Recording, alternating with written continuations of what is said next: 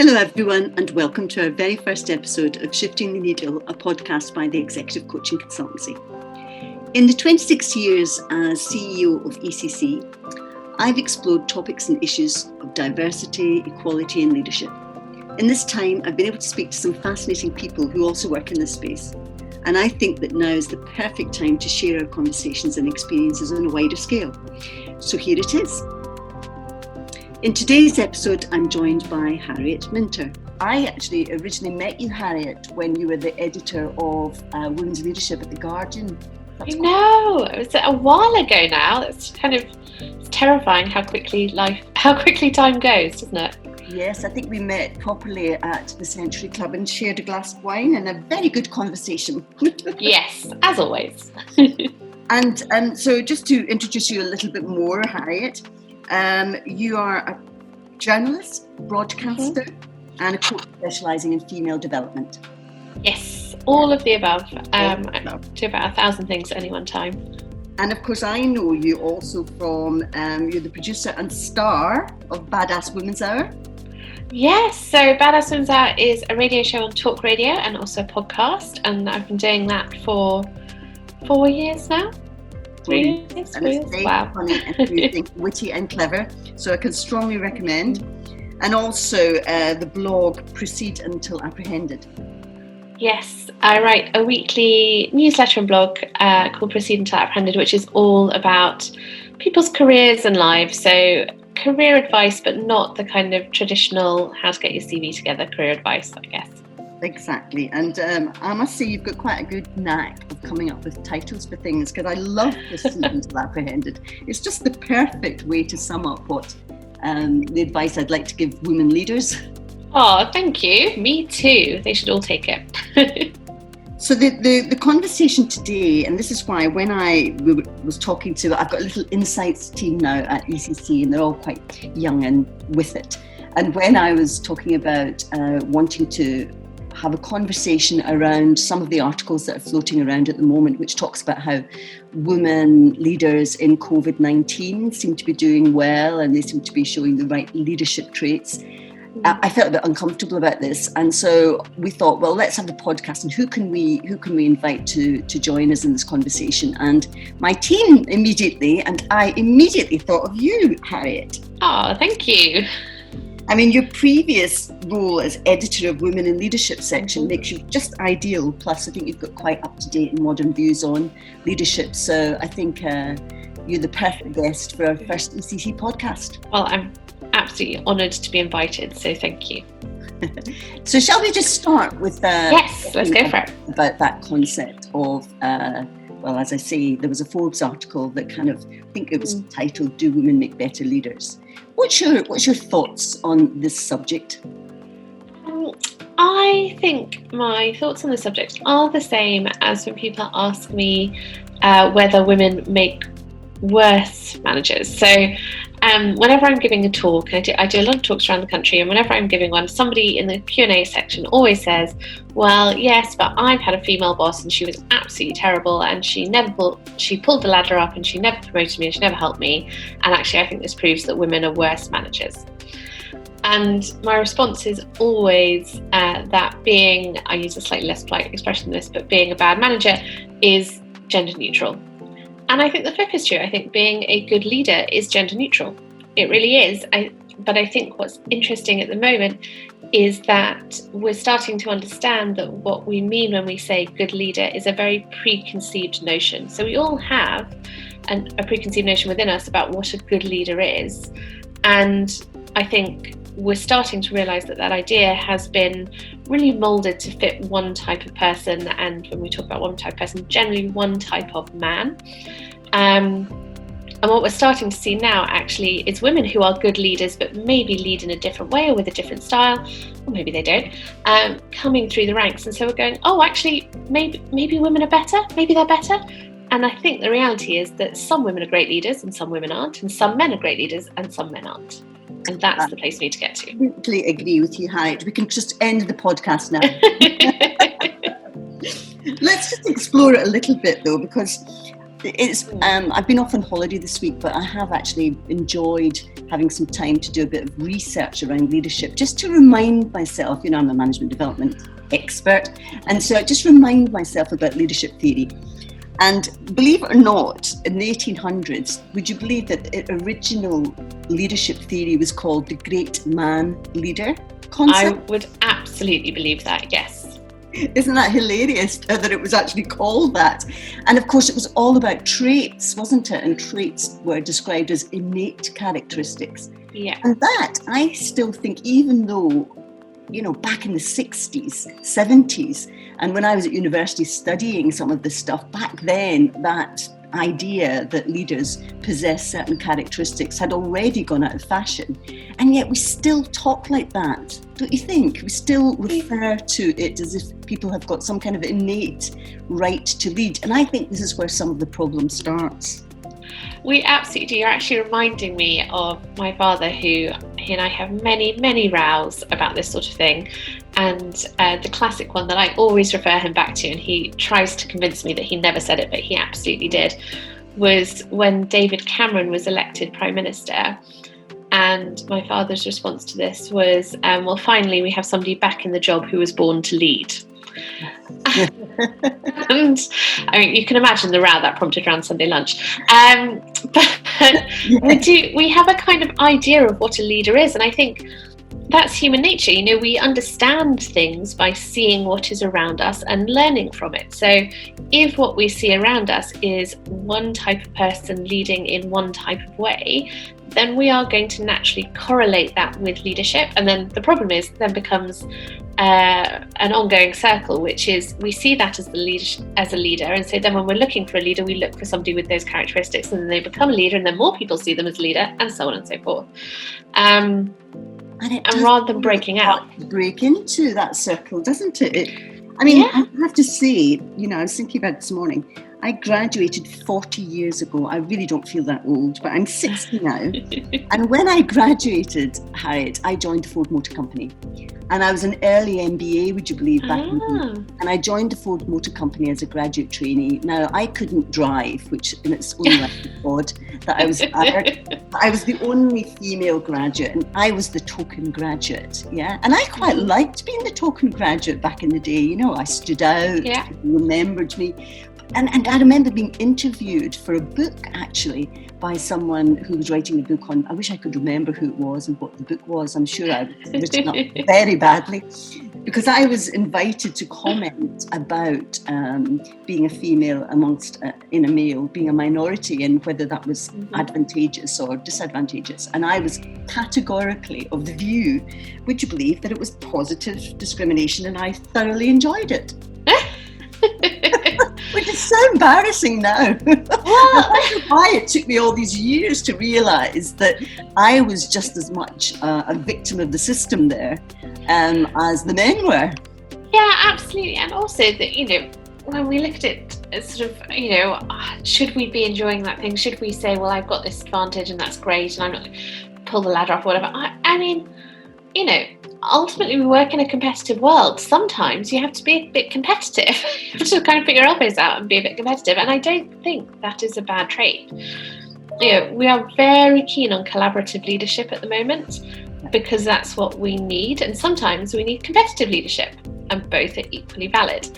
But I do think it's interesting that we sort of take this idea that because we are the only one of something in a group, that then there is something abnormal or special about us. Yeah. And there isn't. We're just different. We're not better, we're not worse, we're just different. And that's, I think, maybe one of the problems that as a society we have with the concept of difference is we think if somebody is different, that suddenly we're automatically in competition. We say, should I be more like them? Should I have some of the things that they have? And if I don't, does that make me worse?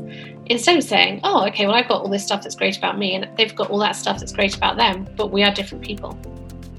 And I think, you talk about this, the collaboration and the competition, and this is where I do find it irritating when we conflate that with gender. When we actually say, yeah, women are, and I find this quite complex, because when you do the research, there's no question that overall women score higher on what are known as those communal traits, which are collaborative, etc. And men do overall score high on agentic, which is this idea of being dominant and, being a socially dominant leader.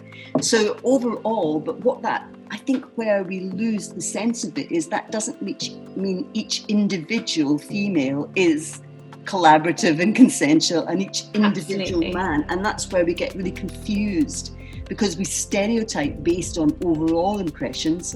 But actually what I would love is to get to a point where leaders were accepted irrespective of their gender for being exactly what you say, sometimes being competitive and decisive and dominant, and then other times for being collaborative and empathic and affiliative.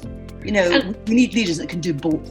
And also the interesting thing is that actually I think the most interesting people and the most sort of talented and clever, for want of a better word, but smart people I know are ones who have grown and changed. So rather than saying, well, this is what I was born and then this is what I learnt when I was 10, and then I've taken what I've learnt when I was 10 into when I was 20 and 30 and 40, they've actually learnt and adapted along the way. So people who might have been incredibly collaborative age 25 have learnt how to be a bit more competitive age 35, 40. People who are incredibly competitive at 35, 40 have learnt to be more collaborative at 50 and 60. And so there's a sort of, an understanding that actually some of that stuff is gender related, so there's a great book, I think it's called Criminal, which looks at why people commit crime. And one of the things it posits is that more young men commit crime because young men have higher levels of testosterone than young women, makes you more risk inclined, makes you more likely to kind of go after stuff a bit harder. So you are therefore kind of more likely that if something shows up that has some potential risks attached to it, like going to prison, to look at it and say, well, I'll take the risk for the reward. But what happens is that at about 26, that level of testosterone has dropped off enough that for most men, they're kind of a bit more balanced, and they'll look at risk and reward in the same way that sort of most women will. But we don't ever see that. So we say, oh, well, men are much more competitive and much more inclined to take risks because young men are much more inclined to take risks. And then what happens is that as those young men take more risks, they learn which risks pay off and which don't, what to look for a good risk versus a bad risk. And so they become more comfortable with risk. And so potentially, as they get older, they've had the experience of risk, so they're more comfortable with it. It's interesting that the risk thing, because that gets us to the banking crisis, doesn't it? Yeah, absolutely. And I know people, they're quite dismissive of the Lehman Sisters argument, but I can't help thinking there is something in it because of the research that's shown that you put men in a room and their testosterone levels go up. And they're socialised to, I know it from having a son and a daughter, watching them and their friends. They've been socialised. The boys compete constantly, and they love to rib each other and put each other down. It's very competitive. Whereas Georgie and her friends, it's so archetypally female, stereotypical female, where, oh no, you're better at this, no, you first, what do you think? And it almost was for me, and from having been that 20 something at the Ford Motor Company, thinking, of course we're all the same, to then watching as a mother children growing up and thinking, crikey, the socialization stuff kicks in quickly here. And it's not that they've got different personalities at all, or they didn't arrive like that, but they are socialized very quickly into the blue and the pink. And I guess that's the whole Cordelia Fine view of the world, which I think is really interesting, her research into the neuroscience of Well, neuroscience proves it's fascinating because it's so fast. One of my kind of favourite pieces of research around that was done as a favourite piece of research for two reasons. So one is because it looks at how mothers help their very small, I think kind of under 2-year-old children take risks. And it's a favourite piece of research partly because it looks at mothers, which I think in itself is such a gendered view of parenting. It hasn't looked at how fathers help their small children take risks. Oh, no. Obviously, it's all about the mothers. So it looks at how mothers help their small children take risks. And it basically what it does, it puts mother and child in a room with a ramp. And the mother can set how steep or not steep the ramp is. And she has to set it at a level that she thinks her child can climb up. And what they found is that mothers of daughters set it at a lower level than mothers of sons. So that actually from an earlier age, our kind of expectations for taking risk, which taking risk and kind of pushing themselves a bit above and beyond is higher for boys than it is for girls. And so then we look at kind of boys at 7 or 8 and we say, well, they're much more likely to climb a tree than a girl. Well, yeah, because as parents, we've been telling them from the day they were born that they're much more capable of doing it. And that's, I mean, if you ever want to get an audience really angry with you at a talk, that's the piece of research to share, because mothers in the room will basically leave. They refuse to believe they could be in any way responsible for their child's development. But it's a fascinating one, which is that everything we do socialises us in some way, shape or form. Everything we do.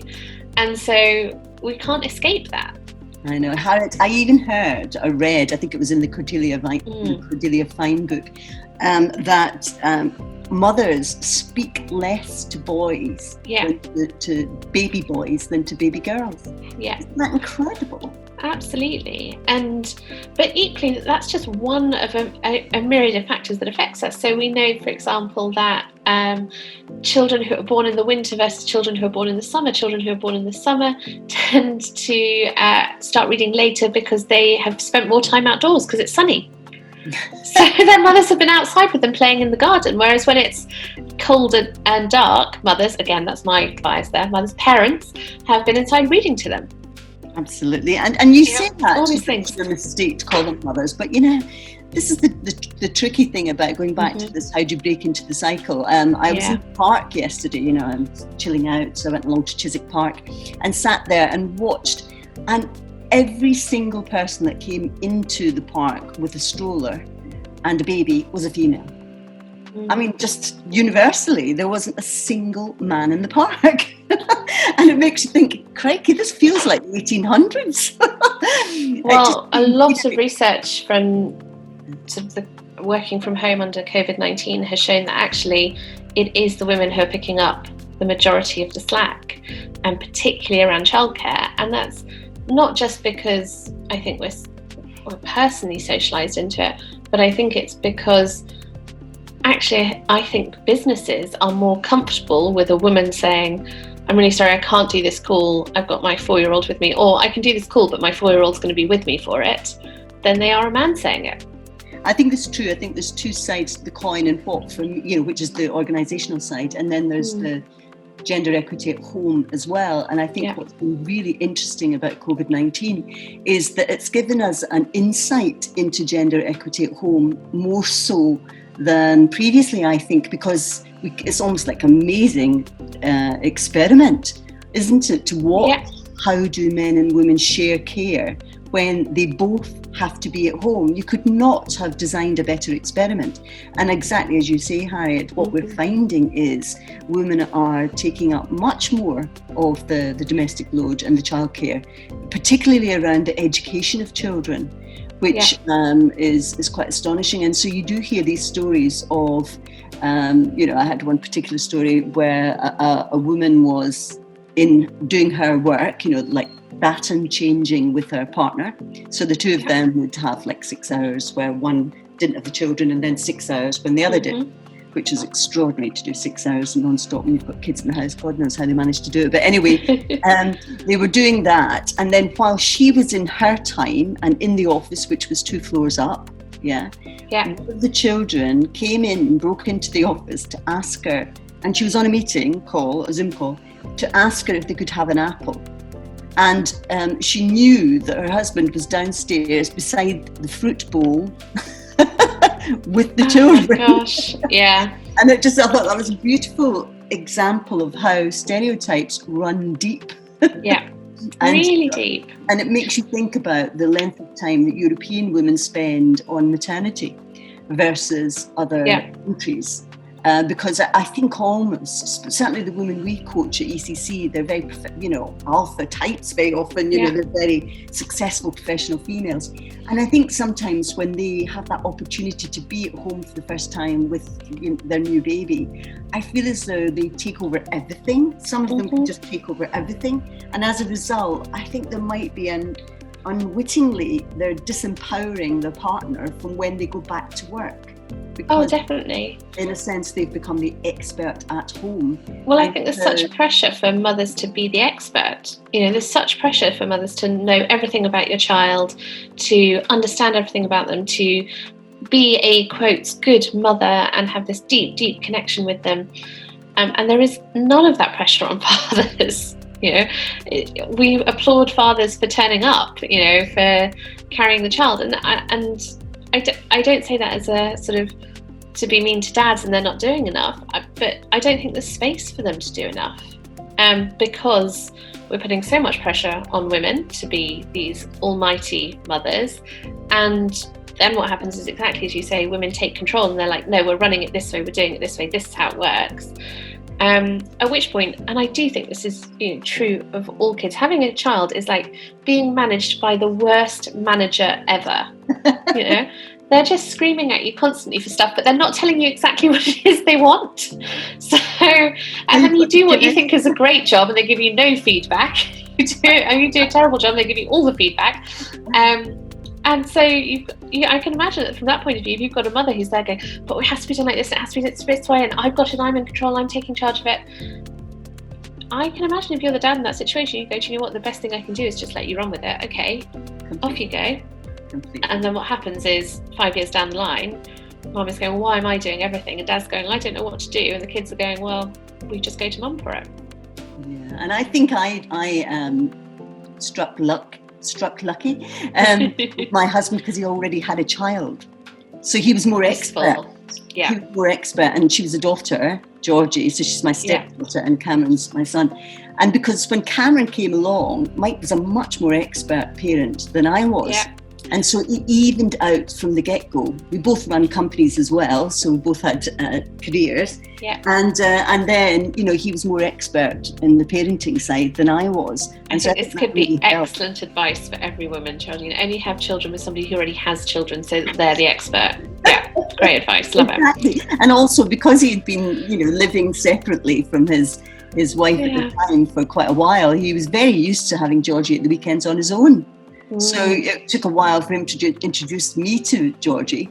Yeah. For obvious reasons, he was protective and, was being a sensible, responsible parent. Yeah. And I think that really helped in terms of equalising, the gender equity at home, which, That's fascinating. Oh. It's like, it's a step beyond Sheryl Sandberg's advice, isn't it? Which is Sheryl Sandberg's advice is you be very picky about who you marry. I quite like that your advice is be very picky about who you have children with and make sure they've done it first. Yes, exactly. It's much easier if they've already been trained. And actually, you mentioned something about, women being kind of confident almost at home, and this is another thing that comes up when it comes to leadership and women. I was interviewing someone for the book I'm writing at the moment. This book, and I honestly, Harriet, I'm finding myself just researching. God, I'll ever bring it to fruition.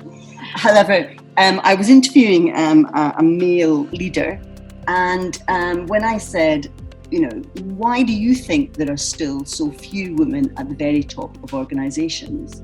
He stopped and said, I just think they lack confidence, and it's such an interesting idea that I think the confidence issue is really nuanced and complex, because women are not lacking in confidence. I mean, you and I don't lack confidence, and it's not that we're atypical of women. When we're together, when you're on your badass women's hour, I don't find you, with a load of people that lack confidence. And actually, it's made me think about confidence when you're the minority. I think I probably was employed at Ford because I probably was atypical of females. Yeah. And therefore, I actually conformed more to the male stereotype. And that's probably why I was quite comfortable there, because I fitted in. I always think we need to sort of get really clear about what we mean when we say confidence, because I think when women say confidence, what they mean is a level of understanding of their ability and clear understanding of what their ability is, what they're able to do, what they can't do, and how they might tackle it if they can't do it, and a belief that actually at the end of the day, what they are bringing to this project will mean that it is okay.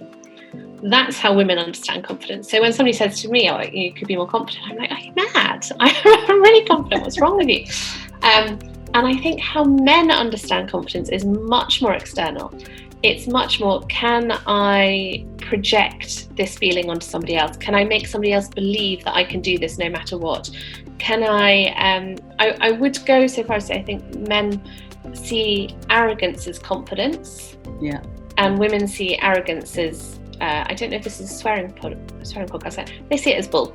And so I think that is the difference. And, I'm not using arrogance as a negative word there. I think men see it as a positive trait because it means that they can then have confidence in somebody else.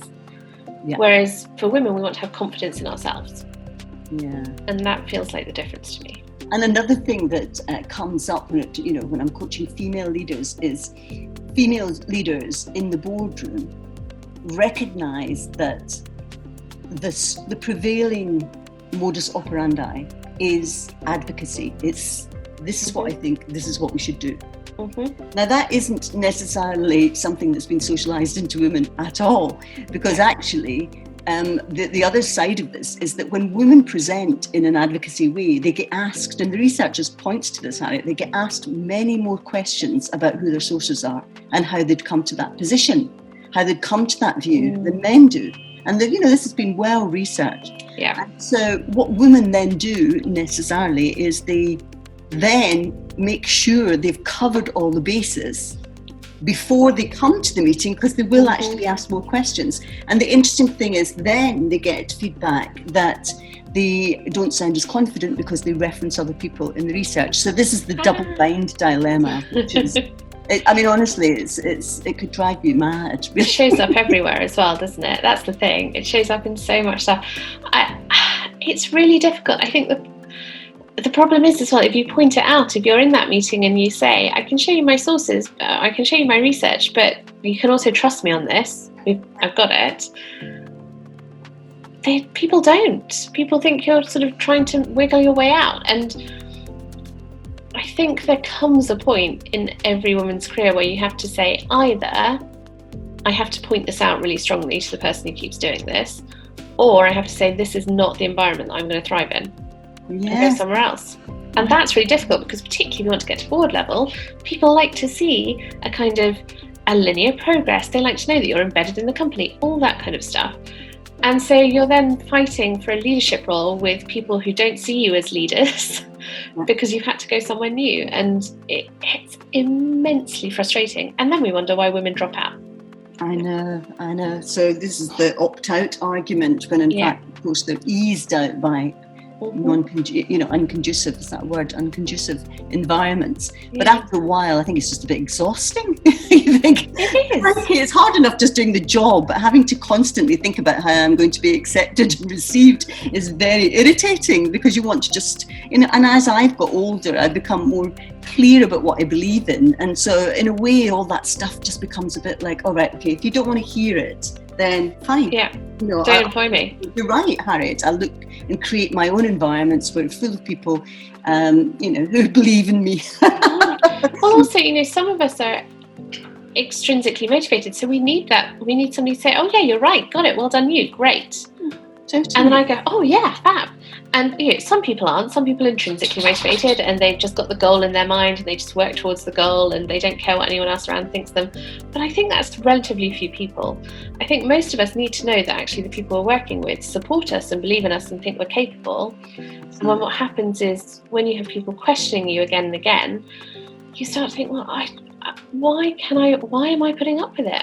Why wouldn't I just get on? It's very tiring. It does erode your confidence after a while, doesn't it? It does. Yeah. You start to question yourself.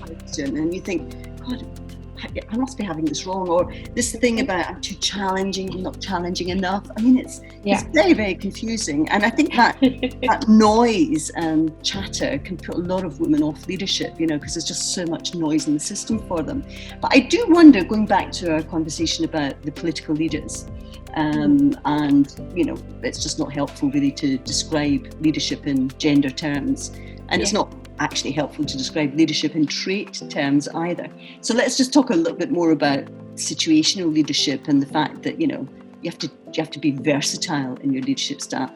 Now, I do wonder if, because women are in the minority and they have to fit into different circumstances in different ways, if they do actually develop from a younger age the ability to flex their style, and that might be a useful trait for leadership. Well, I was thinking about this in reference to Jacinda Ardern and Angela Merkel, because both of them recently have really been applauded for being able to show leadership that is both strong and decisive and empathetic and caring. And I thought that's so interesting, because usually we would divide those two things. We would say, as a leader, you can only be strong and decisive, or you can be empathetic and caring, but you can't be both. And yet they have managed to flex. And I wonder if either of them has a preferred style. So if either of them actually prefers to be one way or the other, but they've realised over the years that a certain thing is expected from them. So I personally believe with Angela Merkel that she's actually probably a strong and decisive leader.